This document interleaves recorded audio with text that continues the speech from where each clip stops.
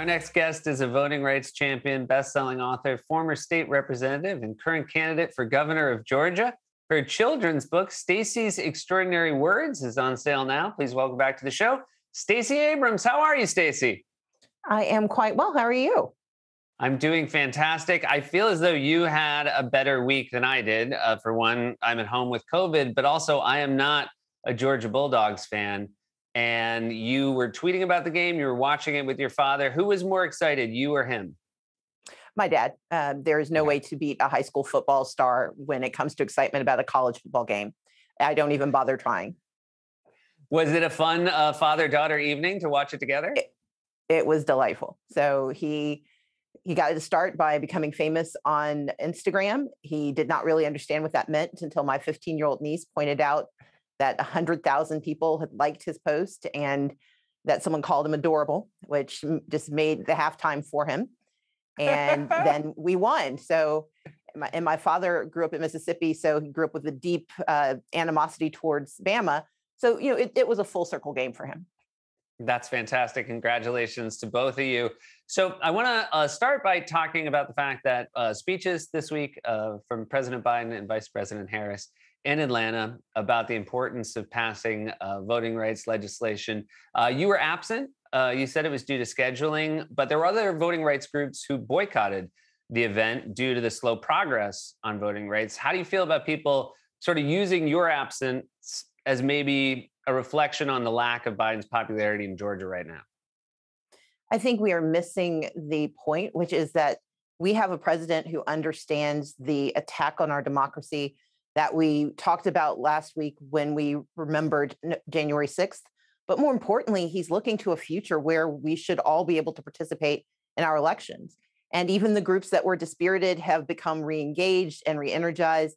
And that's because the president is doing his job. He is a champion for voting rights, and I'm proud to be united with him in that fight. Well, you talked a great deal about voter suppression. Now you're running in a year where I wouldn't say most pundits are bullish about the chances for Democrats. How do you feel Georgia is tied to the sort of national polling right now that is maybe not looking particularly good for your party? Polling reflects what people are feeling, but running for office is about telling people what's possible. And I'm running on possibility. I know it is possible for us to get health care for Georgians. I know it's possible for us to fully fund education. I know it's possible for us to acknowledge the pain people are feeling economically, but build a stronger economic future. And that's what I'm going to focus on. And I think that's what we all have to talk about. We cannot ignore the real pain that people feel today. But part of the responsibility of leadership is to set a vision for what's to come. And that's what I'm going to run on. This looked for a long time like it would be a rematch between you and Governor Brian Kemp. And yet there is a Donald Trump candidate, David Perdue, who is primarying Kemp. Is that something you focus on at all? Do you enjoy the fact that there are two candidates who are going to eventually face off? One of them is going to face off of you, sort of slinging mud at one another right now? There is a proverb that I have completely appropriated and twisted a little bit, and it says, "When elephants fight, stay off the grass." I'm focusing on Georgia. I will let them do what they want. My job is to fight for the future of Georgians.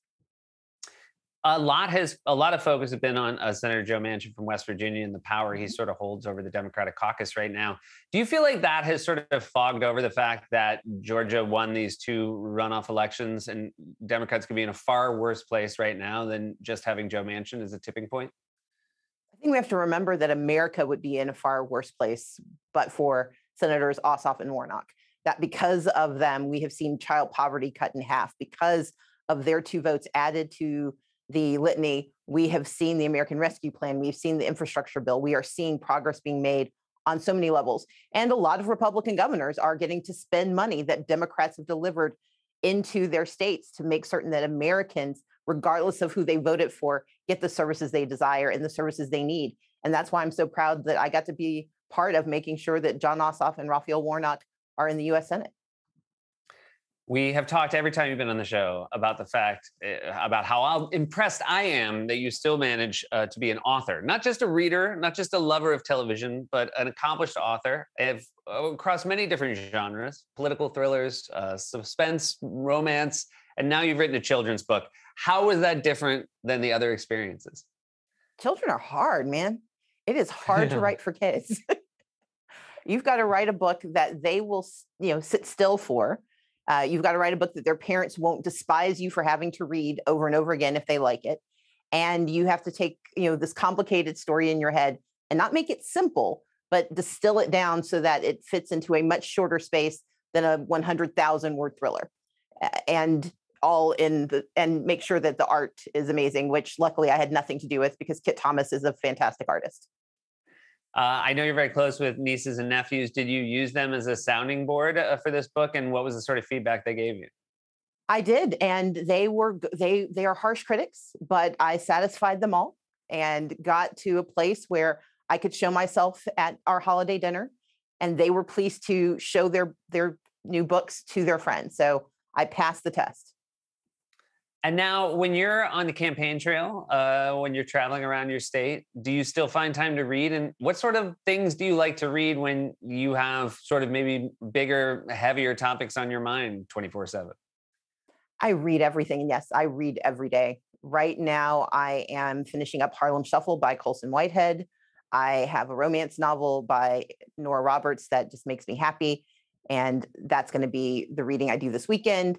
And then I will find something very heavy and weighty to read because, well, why not ruin, my tomorrow? So I think a lot of people, maybe not just the voting rights groups that boycotted the speeches by the president and the vice president this week, are frustrated by the lack of progress and don't feel particularly optimistic about any sort of voting rights bills getting through Congress. You are somebody who's in this every day. Is there a reason for anyone to feel optimistic right now? Absolutely. I live in Georgia, the heart of the civil rights movement. But more importantly, I'm the daughter of Robert and Carolyn Abrams, who fought for civil rights. They fought for voting rights. My parents lived through the first 20 years of their lives, basically, without full citizenship. I think we can wait another few weeks and few months to get to where we need to be, because ultimately it's the goal.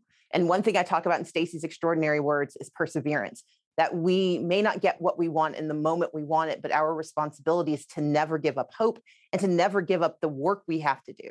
The work is not done yet. The work remains, and we can do it. And that's what we saw from the president this week. That's what we are going to continue to see in the US Senate. And that's what I'm going to continue to do, because I believe in perseverance, and I can spell it too. Now, your book is about, you mentioned spelling. Your book is about a girl who enters a spelling bee. This was something, words and their correct spellings was something that you had an early passion for, correct? I did, indeed. How would you go about, I'm sorry, go ahead. Oh, no, I was going to, confess my poor spelling of a word, but go ahead. We can live that ignominy later. Well, did you actually try to learn how to spell words as a kid, and how would you go about it?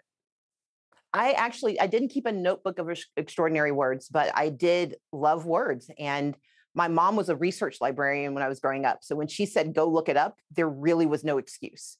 And after a while, I would look up a word and then read the words above it and below it. Eventually, I read the dictionary, which again, would not recommend as bedtime reading, but was fun for me. And I kept a list of words that I liked. And so spelling words became a fun thing. So does that mean that when you get a manuscript to your editors, be it for a children's book or for a suspense thriller, is it hard for them to find a misspelled word, do you think? I do not misspell words now. Okay, gotcha. What is your worst misspelling?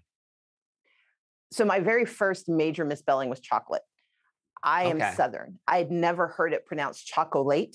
So I did not know there was an extra O. It was devastating to me to learn it on stage that there was there was a second O in chocolate. So that one. Wait, on stage? Do you mean this? So you misspelled this in a B? Oh yeah. My very first spelling bee misspelled the word chocolate. It was devastating on multiple levels. And as you can tell, I've gotten over it. Yeah, no, it's great that it's not following you around like a cloud all these years later. No. Hey, thank you so much for joining us. Congrats on the book. Congrats on Georgia football. And we do hope to see you again soon. Thanks, Seth, so much. It's always a pleasure. Stacey Abrams, everybody. Stacey's Extraordinary Words is on sale now. We'll be right back with more Late Night.